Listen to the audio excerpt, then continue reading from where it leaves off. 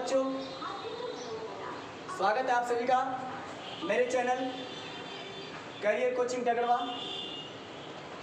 आज मैं आप लोगों के बीच स्टेप 3 यानी उर्दू का एक बिल्कुल ही शॉर्ट क्लास लाया हूँ, जो अमूमन तौर पर 2 से 4 मिनट 5 मिनट का होना है। इस पे हम लोगों को ये चीज़ देखना है कि ये जो पढ़ने का तरीका है, एक वक्त था अलिफ बे पे ते टे से जिम चे हे खे दाल डाल, लोग ऐसे पढ़ के निकल गए, उनका ही पढ़ने का नज़रिया सही है। लेकिन आज के वक्त में इतना ज़्यादा परिवर्तन हो गया, बच्चे खुलेआम अलिफ के बाद इस बे को, जिसको हम लोगों ने बे पढ़ा था, उसी चीज़ को आज ये लोग बा पा ता टा सा जिम चा ऐसे करके पढ़ रहे हैं। मदारिस में पढ़ाए जा रहे हैं, मकतबों में ऐसी ही शिक्षा दी जा रही है, लेकिन बच्चे रट्टा मार रहे हैं। उन लोगों को लगभग मेरे ख्याल से लगता है कि आधे से ज़्यादा लोगों को ये पता नहीं कि आखिर हम इसको बा क्यों पढ़ना हमने शुरू कर दिया, पा क्यों पढ़ना शुरू कर दिया, ता क्यों पढ़ना शुरू कर दिया, टा क्यों पढ़ना शुरू कर दिया। क्या अगर इसको बे पढ़ लिया जाए तो उसे कोई प्रॉब्लम है?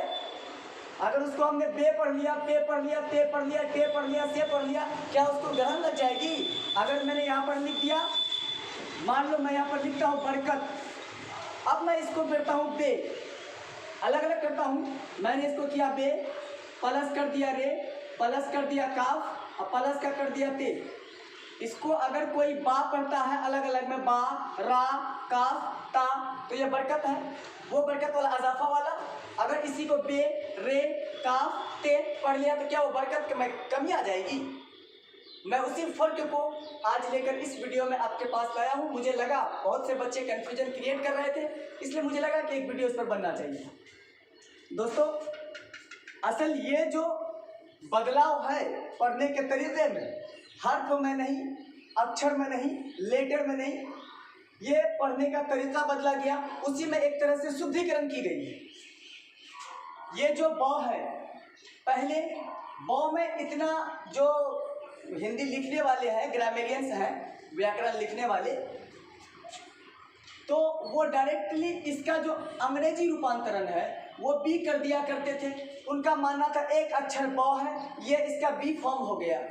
लेकिन अब इसने क्या किया है, जितने ग्रामेरियंस हैं इंग्लिश के और हिंदी के, उर्दू के नहीं, इंग्लिश के और हिंदी के, इसने इसको, जैसे अभी मैंने क्या किया, बरकत को अलग किया था, क्या था ना, यहाँ पर काफ अलग किया, ता अलग किया, रा अलग किया, बा अलग किया। तो इसी तरह से ये जब पढ़ा तो अब वो ध्वनि के पीछे दिमाग लगाने लगे, स्वर ध्वनि, व्यंजन ध्वनि। तो वर्णमाला के अंतर्गत वो लाकर कहने लगा, जब वर्णमाला का बंटवारा किया स्वर वर्ण व्यंजन वर्ण, तो यहाँ से समस्या पैदा हो गई। उसमें पॉइंट आया कि कोई भी व्यंजन वर्ण बिना स्वर का अधूरा है, वो पूरा नहीं हो सकता। जैसे ये क है, अगर इससे हम स्वर वर्ण को निकाल दें तो ये क ऐसे लिखी जाएगी, या फिर ये क अगर ऐसे कोई लिखता है तो इसमें हलंत लगेगा, ये हो गया आधा, ये हो गया पूरा। इसको पढ़ेंगे क, इसको पढ़ेंगे क, क कोच के अंदर ही पेट में ही रहेगा, आधी बातें बाहर नहीं निकलेगा, क क, ठीक है, आधी अक्षर। तो अब ये हिंदी व्याकरण लिखने वाले जितने भी वे लोग वे लिखने वाले थे वेदांती, उन लोगों ने क्या किया, यही नियम दिया कि अगर कोई इसका इंग्लिश रूपांतरण ऐसा पढ़ता है तो उसको ये वाला ब आधा पढ़ना होगा, यानी ऐसे पढ़ना होगा। अगर कोई इस तरह से लिखता है तो यहाँ हलंत लगा के लिखना होगा। इसको क के तरह क्या पढ़ेंगे, ब ब ब अंदर, और इसको क्या पढ़ेंगे, ब। तो इसने कहा कि ये अक्षर अपने आप में पूरा है, क्योंकि इसमें स्वर नहीं, पढ़ने का तरीका अलग हो गया, स्टाइल चेंज हो गया। लेकिन ये जो है ब खींच लिया ना, इसमें 2 अक्षर मिला हुआ है बाबू रे, एक अक्षर मिला हुआ है ब हलंत लग के, दूसरा अक्षर है अ। अब बताओ, ये आधा अक्षर ब के लिए हो गया बी, प्लस का अ के लिए हो गया ए, यानी ये दोनों मिलकर बी ए मिलकर क्या निर्माण किया, ब, यानी बी से ब आधा और ए से उसमें खींचने वाला अ, खींचने वाला है ना, जो खींचते हो अ नहीं अ, क्योंकि वो ब में मिला हुआ है ना, इसीलिए। तो अब मुद्दा आ गया कि बी ए डबल ए, ये बा है, इसको आप बी ए लिख सकते हो। फिर से यहाँ बी डबल ए, ये भी बा है। यहाँ से यहाँ तक क्या हुआ बाबू? बा बा हुआ ना, बा बा। और जब आप यहाँ पर जिस तरह से एक है, यहाँ पर एक के पहले प्लस छिपा हुआ है, लेकिन माइनस के चिन्ह को दिखाना पड़ता है, नियम है ना। बटे में एक छिपा हुआ है, लेकिन 2 3 4 5 कुछ दिखाना पड़ेगा। तो एक ए अगर कोई लिखता है बी ए से बा, तो आप जान जाओ यहाँ पर एक ए छिपा हुआ है, मानना पड़ेगा।